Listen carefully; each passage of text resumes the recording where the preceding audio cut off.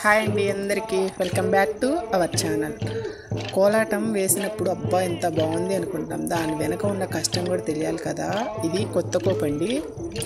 ప్రతిసారి 2 కోపులు యాడ్ చేద్దాము అని చెప్పేసి కొత్తవి ఎప్పుడు వేసే కోపులే కాకుండా ఈసారి కొత్త కోపులు యాడ్ చేయాలి అని ఇలా రిహార్సల్ చేసాము. చేసే టైంలో మ్యూజిక్తో కాకుండా జస్ట్ అంకెలతోటే మేము నేర్చుకుంటామండి. ఆ నేర్చుకునే క్రమంలో తీసిన వీడియో ఇది కూడా పోస్ట్ చేస్తున్నాను. ఎవరైనా ఇంట్రెస్ట్ ఉన్న వాళ్ళు కూడా నేర్చుకోవడానికి యూజ్ అవుతుంది అని చెప్పేసి ఇలా స్లో మూమెంట్లోనే వీడియోని యాడ్ చేస్తున్నాను. మా వీడియోస్ నచ్చితే మాత్రం లైక్ చేయడం అస్సలు మర్చిపోవద్దు. ఇంకా నచ్చితే తప్పకుండా షేర్ చేసి ఛానల్ని సబ్స్క్రైబ్ చేయండి. అసలు మా కోలాటం ఒక ఎత్తైతే మా మాస్టర్ గారి హుషారుకి ఎంత వెయ్యలేము అనుకున్న వాళ్ళకి కూడా ఊపు వచ్చేసింది. అంత బాగా ఆడతారు.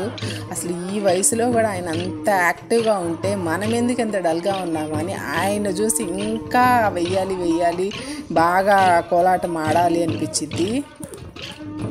ఒక్కరోజు కోలాటానికి పోయితే అలసిపోయి ఏదో తెలియకుండానే నిద్ర ఆదమర్చిపోతాము. మరి మా మాస్టర్ గారు అయితే మాత్రం అసలు కోలాటం ఎంతసేపున్నా అంతసేపు ఆ గొంతు ఆ దేవుడిచ్చిన వరమేనే అనుకోవాలి.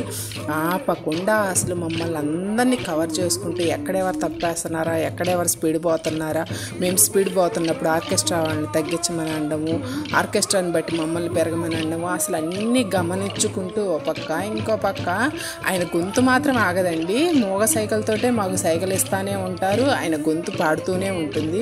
నిజంగా దేవుడిచ్చిన గొప్ప వరమనే చెప్పుకోవాలి. ఆ గొంతు అయితే మాత్రం అసలు పూర్తిగా పాట విన్నామంటే ఆయన పాటకి మైమర్చిపోయి మనం ఏ కోపేస్తున్నామో ఏది ఆటోమేటిక్గా వెళ్ళిపోయింది. నాకైతే మాత్రం పాట వినాలే కానీ అంతే. ఇక ఎంత చెయ్యలేము అనుకున్న వాళ్ళు కూడా కోలాటం ఆడాల్సిందే, అంత బాగా పాడతారు.